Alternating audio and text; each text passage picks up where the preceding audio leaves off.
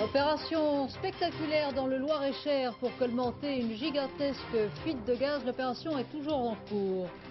Chômage, tassement confirmé en août.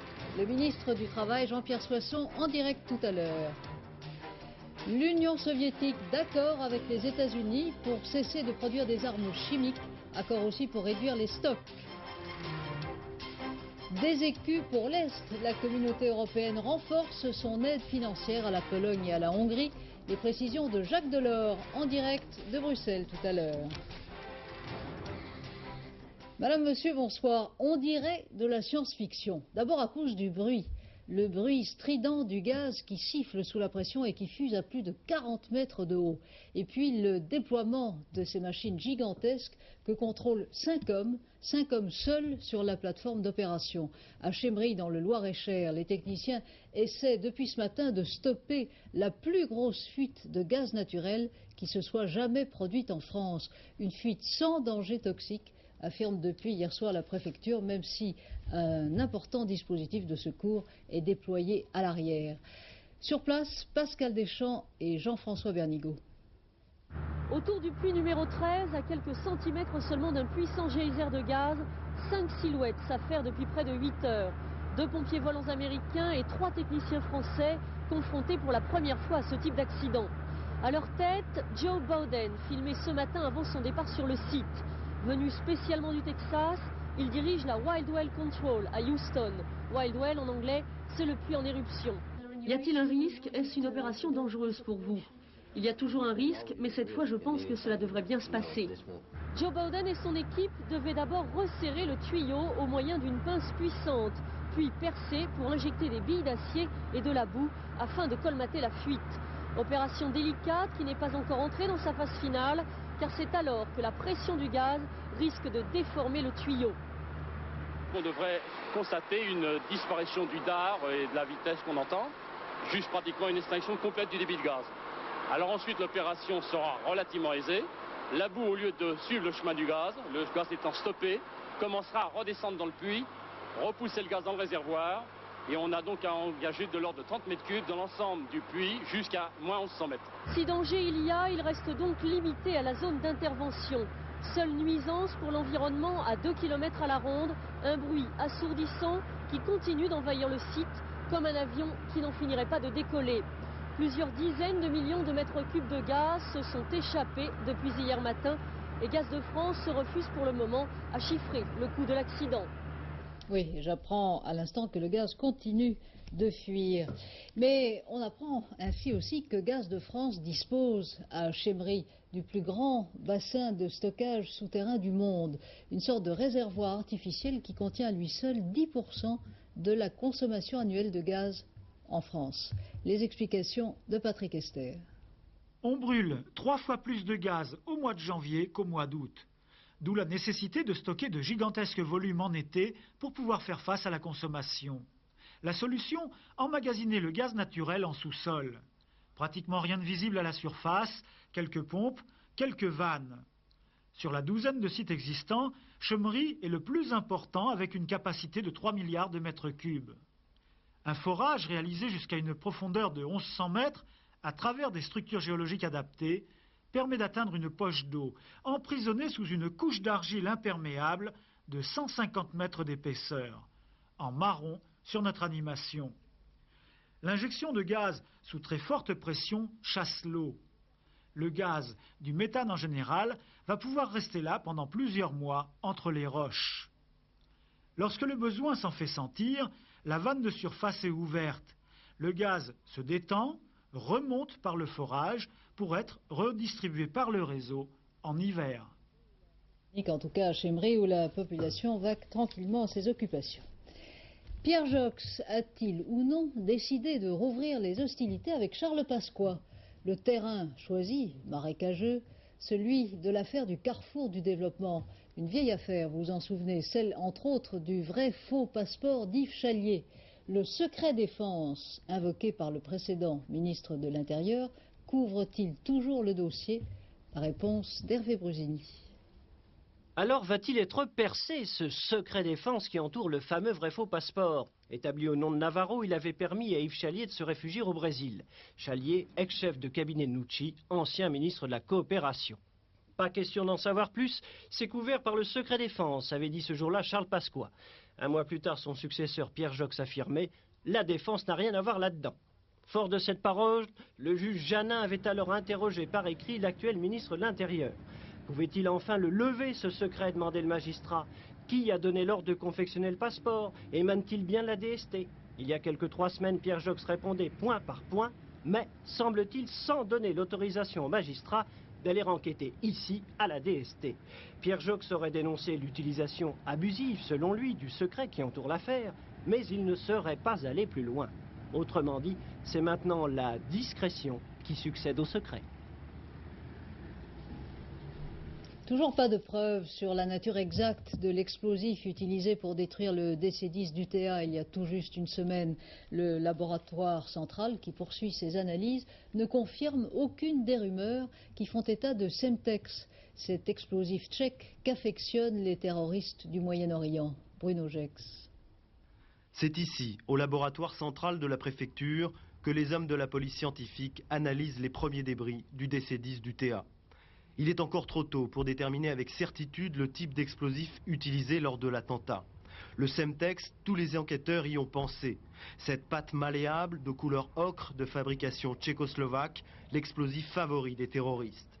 Ces kilos de Semtex ont été saisis par la police aux Irlandais de l'IRA.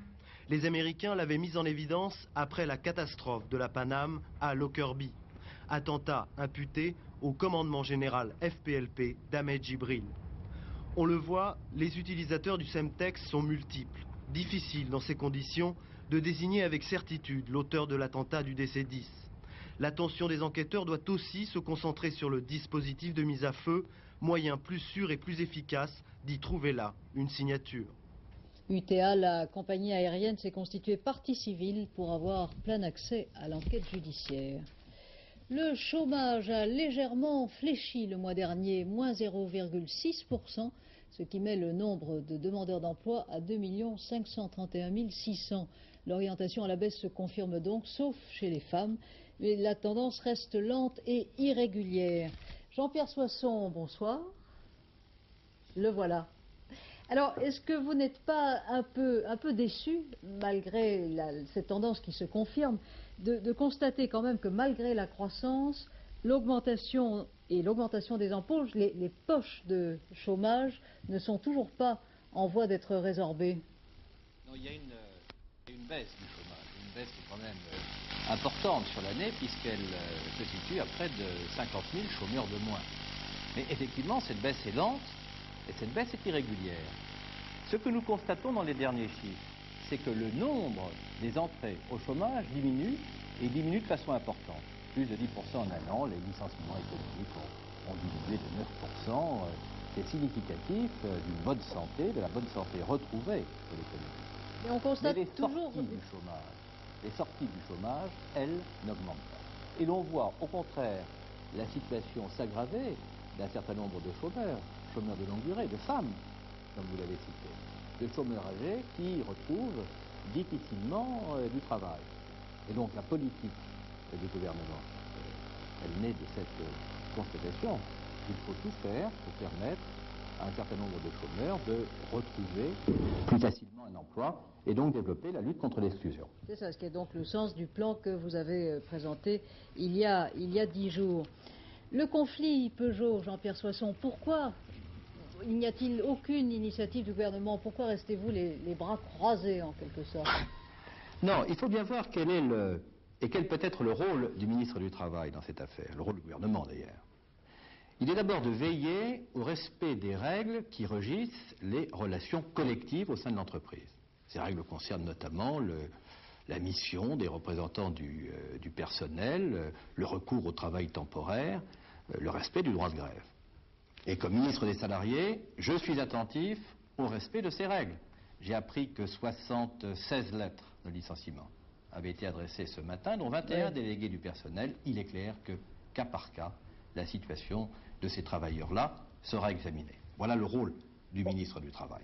Oui, et pour le reste, J'en appelle une fois de plus à la raison qui seule permet ou permettra de trouver une solution à ce conflit. Il n'appartient pas au gouvernement de dicter les conditions, les moyens, les termes de cette solution.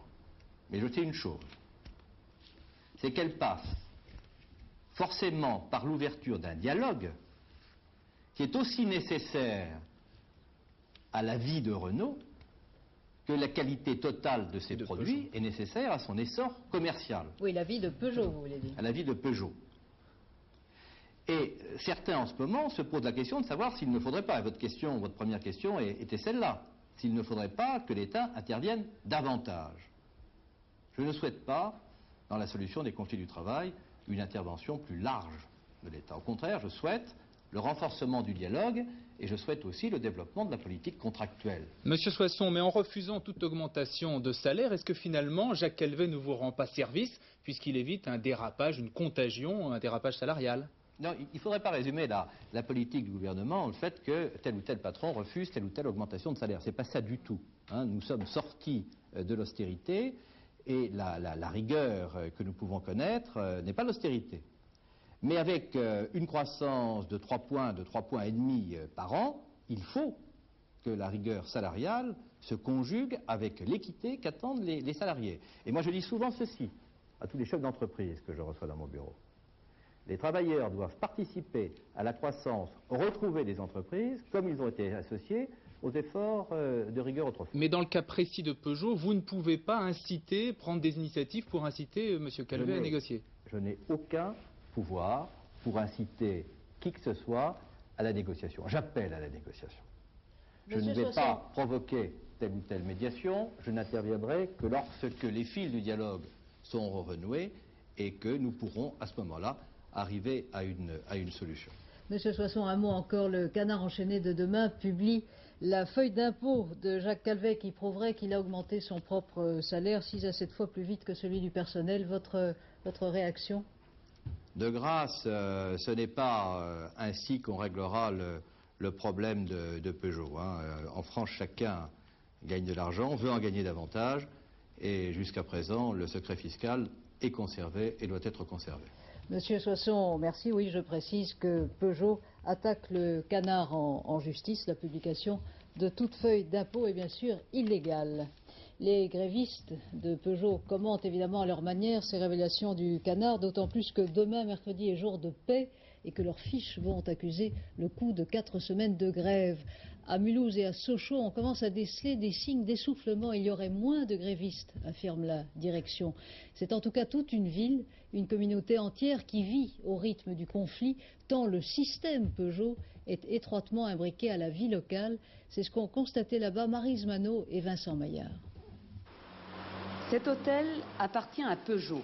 C'est pas le carton, mais on fait avec. 360 ouvriers vivent ici. Leur point commun, ils travaillent tous chez Peugeot et ils sont célibataires. Beaucoup de jeunes, pour la plupart des intérimaires. Disons, normalement, en tant qu'intérimaire, j'ai le droit de rien dire. Ça, vous le saviez.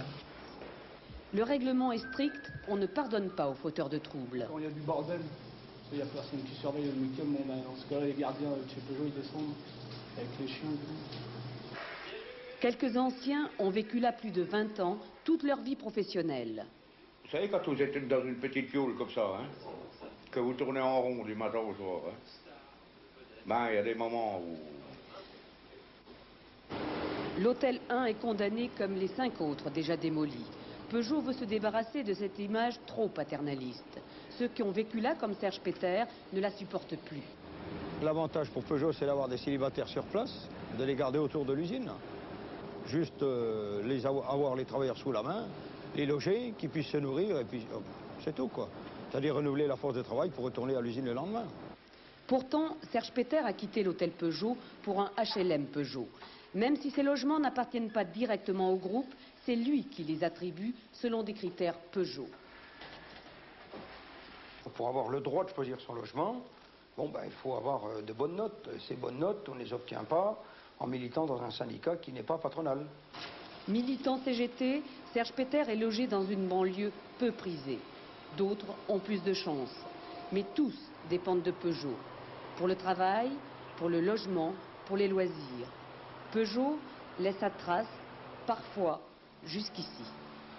Oui, toujours à propos du conflit Peugeot, un sondage bien intéressant que publiera demain la Tribune de l'Expansion et qui montre que près de 60% des patrons sont pour la négociation, pour l'ouverture donc de discussions entre la direction de Peugeot et les syndicats. Mais en même temps, ils sont près de 54% à juger que M. Calvet a bien géré jusqu'ici le conflit social qui affecte son entreprise. Automobile encore grandement chez Renault, au Mans et à Cléon. Ici à Cléon, mouvement de grève aujourd'hui à l'appel de la CGT et de la CFDT. La direction souligne que les réunions se poursuivent avec les syndicats sur le nouvel accord d'entreprise. Les grévistes, eux, ont décidé de reconduire des arrêts de travail de 2 heures tous les 2 jours. Le ministre soviétique des Affaires étrangères a dit oui à la proposition américaine pour réduire et interdire les armes chimiques. L'Assemblée générale des Nations unies à New York l'a applaudi à tout rompre. Georges Bortoli. Cet après-midi, aux Nations Unies, le ministre soviétique Shevardnadze était d'excellente humeur pour annoncer qu'il était d'accord avec le président américain Bush. D'accord, en principe, bien sûr, et si tout va bien, pour arrêter la fabrication des armes chimiques. Mais M. Shevardnadze pense aussi et même surtout aux autres armes, les armes nucléaires. Il réclame une fois de plus leur réduction, en Europe en particulier.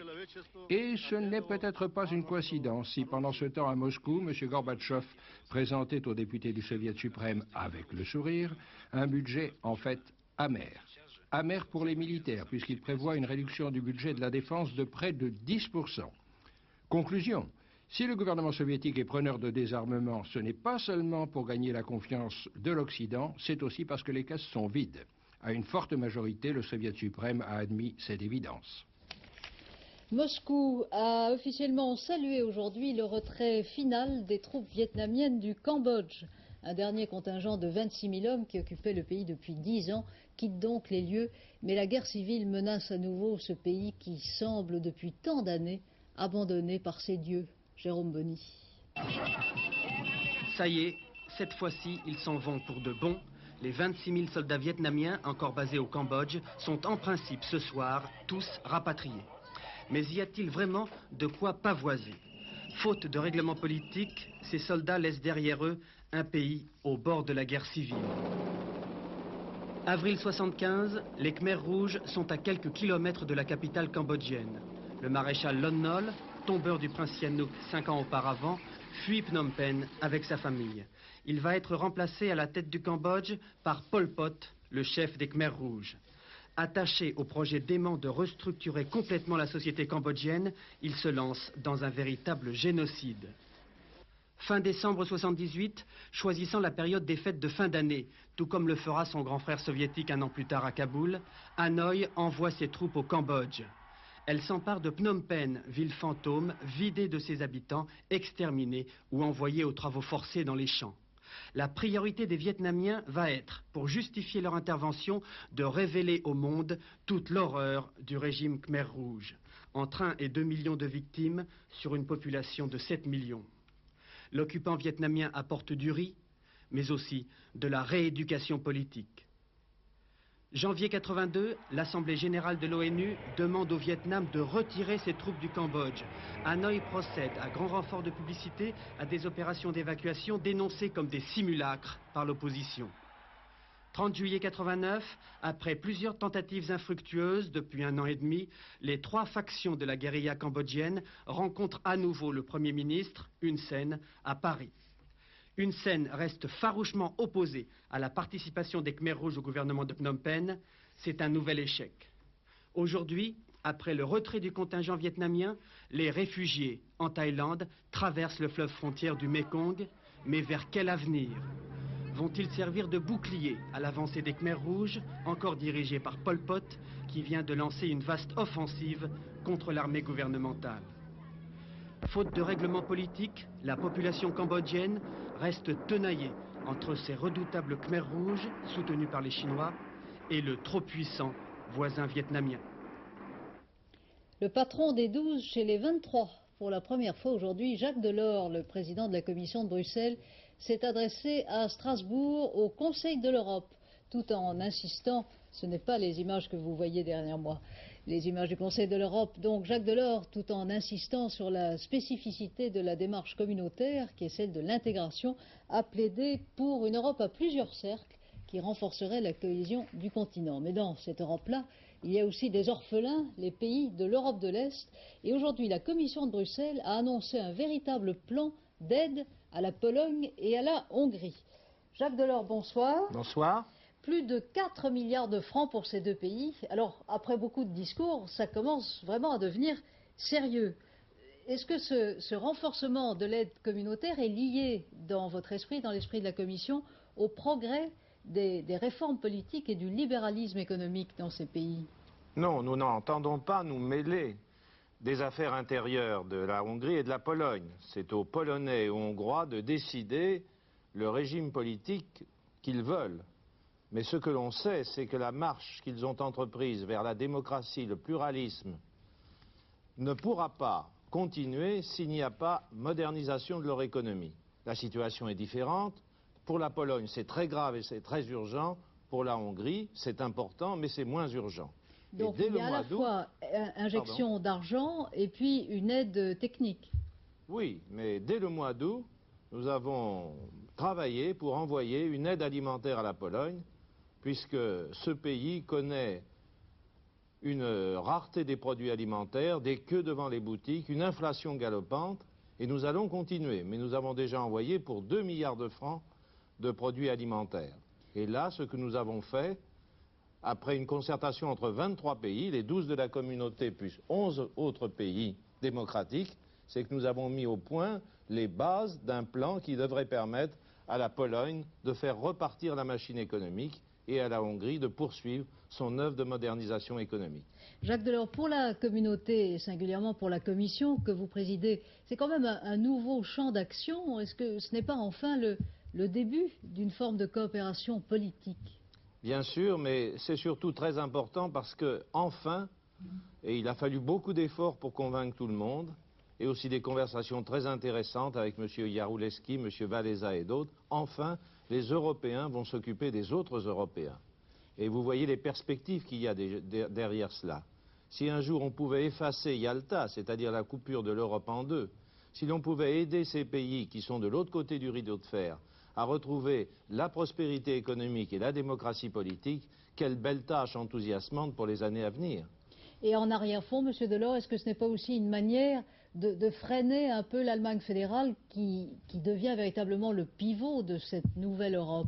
L'Allemagne fédérale travaille au sein des 23 dans cet effort pour la Pologne et la Hongrie. Elle nous apporte d'ailleurs une expertise car, par exemple, le ministre de l'Agriculture allemand connaît très bien l'agriculture polonaise. Et quant au reste, eh bien, nous vivons peut-être un nouveau monde avec la fin de la guerre froide. Vous comprendrez que cela cause beaucoup d'émotions et beaucoup d'espoir chez les Allemands. Imaginez que la France, par exemple, soit séparée de l'Alsace et de la Lorraine. Vous voyez ce que cela pourrait donner. Par conséquent, il faut comprendre les Allemands. Mais les Allemands doivent comprendre aussi que seule la poursuite et même l'accélération de l'union politique des 12 permettra un jour de rassembler les deux peuples divisés. Monsieur Delors, je vous remercie. Justement, hier, en Allemagne fédérale, près de 8000 personnes ont réclamé à Leipzig des réformes et plus de liberté. Louis Carzou. Au moins 50 arrestations en RDA lors de la plus importante manifestation d'opposants depuis 1953. Les manifestants qui défilaient au cri de liberté, égalité, fraternité ont réclamé la reconnaissance de l'organisation dissidente Forum Nouveau. Ce rassemblement avait lieu le jour même du retour aux affaires d'Erich Honecker, le numéro 1 est allemand. Pavlo Bakoyeni, député et porte-parole du Parti conservateur, assassiné devant chez lui à Athènes. L'attentat condamné par l'ensemble de la classe politique grecque a été revendiqué par l'organisation terroriste du 17 novembre. Cet assassinat intervient 1 mois et demi avant les prochaines élections législatives en Grèce. Scène d'émeute à Arnhem aux Pays-Bas contre les trafiquants d'héroïne. Quelques 2000 habitants de la petite ville ont attaqué hier soir les revendeurs et leurs lieux habituels de vente. La ville, proche de la frontière avec l'Allemagne de l'Ouest, est le théâtre de bagarres liées à la drogue depuis 6 ans. Le ministre de la Défense annonce 7 mesures pour les gendarmes, parmi lesquelles la création du Conseil de la gendarmerie. Cette nouvelle structure devra établir une plus grande concertation. Les membres du Conseil seront tirés au sort parmi les gendarmes volontaires.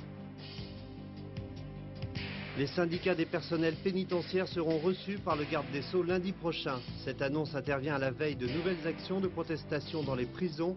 Les gardiens réclament notamment l'amélioration de leur régime de retraite. Légère hausse de 0,24% en clôture à la Bourse de Paris. Le marché reste perturbé par les problèmes monétaires. Relative stabilité en revanche du dollar à 6,44 francs 90 au fixing. Le recyclage des médecins continue aux entretiens de Bichat à Paris. Parmi les problèmes abordés aujourd'hui, celui des aides techniques qui permettent le maintien à domicile de malades à mobilité réduite ou de handicapés. Les médecins connaissent finalement assez peu ces ustensiles qui sont bien mal remboursés par la sécurité sociale, mais qui changent la vie. Jean-Daniel Flezaquier, Claude Sicard. Jeanne Serafini ne peut utiliser sa main gauche, conséquence d'une hémiplégie. Pour elle, couper la viande est chaque jour une épreuve. Mais grâce à la rééducation, elle a découvert l'usage de petits ustensiles qu'on appelle des aides techniques, tel ce plateau antidérapant. Et quand cela ne suffit pas, on peut même ajouter ce que l'on appelle un couteau-fourchette, un véritable petit hachoir. Un objet facilement transportable qu'on peut emporter chez des amis ou encore au restaurant. Les petites astuces sont multiples. Ainsi, avec un manchon de mousse, une main déformée par l'arthrite peut de nouveau tenir une fourchette. Et pas besoin d'être fakir pour utiliser cette planche à clous qui permet de couper ou d'éplucher un fruit ou un légume. Éplucher d'une seule main, c'est aussi possible avec un couteau économe fixé sur un petit étau en bord de table. Mais le fin du fin, c'est quand même ce coquetier qui non seulement adhère à la table, mais aussi adhère à l'œuf, ce qui permet de séparer le jaune du blanc et toujours d'une seule main. Le problème avec ces aides techniques, c'est qu'elles sont parfois chères et rarement remboursées par la sécurité sociale, ce qui est bien dommage. Car lorsqu'on a par exemple le dos bloqué et qu'on ne peut pas se baisser, une pince ramasse-objets comme celle-ci est bien utile. Elle permet même d'attraper des objets aussi fins qu'un ticket de bus ou de métro. La seule difficulté ensuite, c'est de trouver un transport en commun accessible aux handicapés. Oui, et certains de ces objets, je connais bien des maladroits qui pourraient s'en servir utilement. Son histoire mérite une nouvelle, ou plutôt un roman fleuve. Il a 63 ans. Depuis ce matin, il est en liberté. Il a passé en prison 41 ans, 6 mois et 7 jours. Victor Doidila était l'un des plus anciens prisonniers de France. Son histoire, celle d'un homme brave qui n'a pas compris les contradictions de l'histoire. Isabelle Stess et Philippe Peter l'ont retrouvé. À 64 ans, Victor Dojlida réapprend à vivre libre. À 7 heures ce matin, il a quitté la centrale de Poissy. Cela faisait 40 ans qu'il ne s'était pas promené le long des quais. Je me sens revivre. Moi, ça arrive un peu tard, quoi. Victor a 21 ans lorsqu'il entre pour la première fois en prison. Polonais d'origine, résistant au sein des FTP, dénoncé et déporté, à son retour des camps, il cherche à se venger.